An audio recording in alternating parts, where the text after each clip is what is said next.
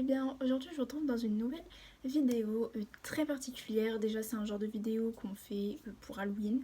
Non, moi j'ai décidé de faire après tout le monde, mais bon c'est pas grave. Donc aujourd'hui je vous retrouve pour vous raconter toutes mes expériences d'hallucination et paranormales si je puis dire. Même si j'appellerais pas vraiment ça comme ça, mais bref. Donc j'aimerais faire un petit disclaimer avant qu'on commence la vidéo. Il faut savoir que je prends des traitements anti-épileptiques. Il y a pour effet très rare, mais bon j'ai eu le droit, les hallucinations. Donc tout ce que je vais raconter ici a eu lieu soit au début de la prise de ce traitement, soit pendant des changements de dose, mais des forts changements, soit tout simplement pendant des traumatismes psychologiques on va dire. Donc je pense surtout au confinement, mais vous allez comprendre et donc on va commencer tout de suite. Donc j'ai trois histoires à vous raconter, donc let's go.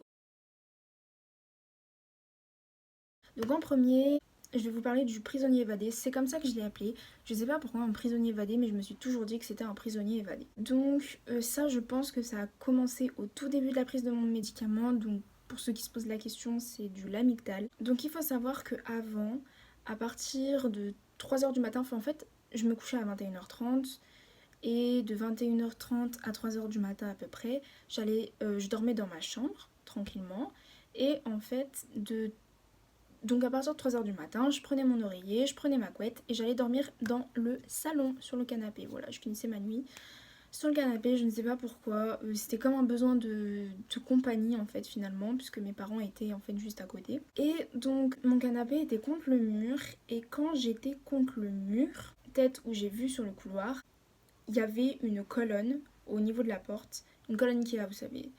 Et donc cette colonne, je la fixais puisque j'arrivais pas trop à m'endormir, donc je fixe la colonne. Et je commence à voir apparaître une silhouette, donc c'était un homme chauve d'une trentaine d'années, tatoué au niveau du crâne et des bras, et avec un pistolet dans la main. Et j'ai eu super peur, mais on va dire que je suis juste restée tétanisée et rien de plus. Elle a dû rester 5-10 secondes, je pense, la silhouette. Et ensuite, elle a disparu. J'avais le cœur qui palpitait, et puis ensuite, je me suis calmée et j'ai réussi à m'endormir. Quelques mois après, je saurais plus dire combien de temps après, donc je dormais cette fois-ci dans la chambre, donc j'avais réussi à passer ce cap de je dors dans le salon. Donc je faisais mes nuits dans la chambre, on dirait un bébé, je faisais mes nuits. Non mais très sérieusement en fait c'est ça, je faisais mes nuits dans ma chambre. Et à cette époque je dormais la porte entrouverte avec une veilleuse. Donc toujours vers 3h du matin, l'heure à peu près où je me réveille, où je coupe ma nuit en fait. J'arrivais plus à m'endormir, donc comme d'habitude je fixe le point entrouvert de la porte. Et là je vois cette silhouette en fait de cet homme réapparaître. Et ça m'a fait vraiment très peur. Parce que le fait de voir apparaître 2 fois la même personne, c'est ça qui m'a fait peur. J'ai crié en fait parce que cette fois c'était trop. Ma mère m'a entendue, elle est arrivée et en fait derrière la porte elle s'est mise et quand j'ai compris que c'était quelqu'un qui était physique, j'ai eu super peur et j'ai recrié. Donc ma mère a crié, j'ai crié, elle a recrié et j'ai crié et ensuite j'ai enchaîné les crises parce que l'émotion était trop forte. Depuis, c'est l'une des hallucinations que j'ai eu la plus traumatisante pour mon psycho en fait. Mais depuis, je l'ai plus jamais revue, vraiment. Ensuite, on a la deuxième anecdote qui est très courte. Donc, pour ceux qui n'ont pas la ref, l'Enchantresse, c'est un personnage dans le film Suicide Squad. Donc, quand j'étais au collège, donc j'étais une grande fan de ce film. Et l'Enchantresse n'était pas mon personnage principal. Je trouvais seulement stylé en fait sa transformation donc de Dr Moon à Enchantresse. Donc j'ai voulu tester. Je vais vous mettre le passage de sa transformation.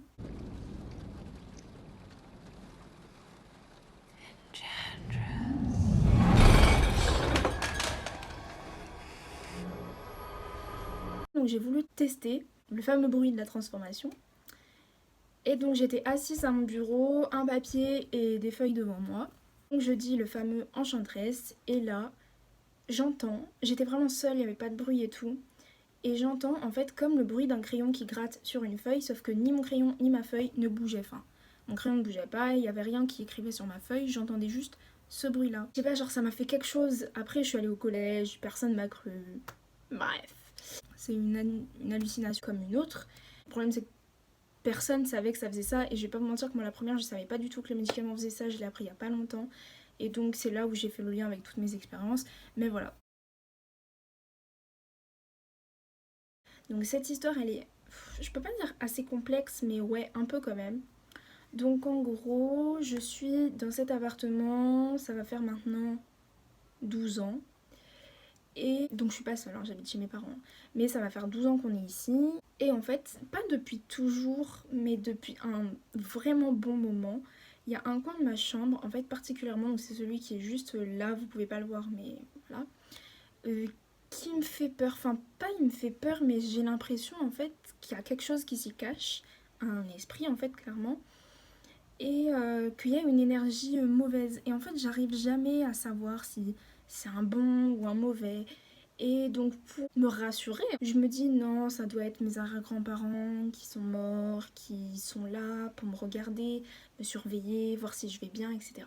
Mais on va dire que c'est un peu pour me rassurer finalement, parce que en fait j'arrivais pas à savoir réellement. Et c'était pour mieux dormir. Vu que j'avais peur de ça, je dormais tout le temps, la tête sous la couette. Par contre, la peur du monstre qui vient tirer les pieds, ça je l'ai pas, hein. Pendant le premier confinement, c'est rajouté à ça des cauchemars, dont parmi ces cauchemars, d'ailleurs c'était l'un des premiers du confinement, c'était un cauchemar par rapport à cet esprit-là. Donc je pense que je vous ferai une vidéo sur les rêves que j'ai eus pendant le confinement parce que c'est vraiment quelque chose. Plus le temps avançait, plus les rêves étaient traumatisants, on va dire.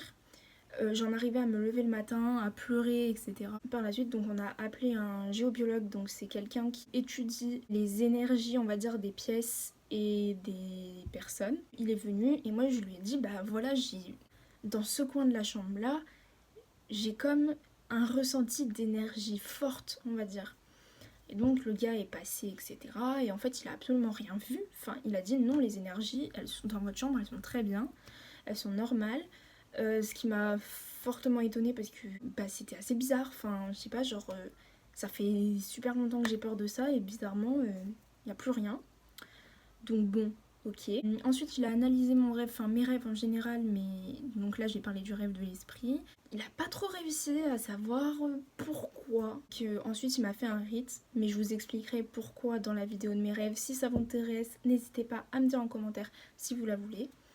Et puis, depuis ce rite-là, enfin depuis sa venue en fait en général, bah, j'ai plus du tout peur de ce coin, je peux dormir tranquillement. Et ça après 12 ans. Vous imaginez que j'ai quand même, je dirais pas 12 ans, mais 6 ans facile. Ça fait 6 ans que je dormais constamment la tête sous la couette, tout le temps, tout le temps, tout le temps, tout le temps. Et je sais même pas comment je faisais, mais Dieu merci, je m'en suis sortie. Donc voilà, ma vidéo est terminée. J'espère qu'elle vous aura plu. Elle est très particulière, mais je trouvais ça assez intéressant. Donc voilà, n'hésitez pas à me dire en commentaire, comme je vous l'ai dit, si vous voulez la vidéo sur mes rêves. Et je vous fais des gros bisous.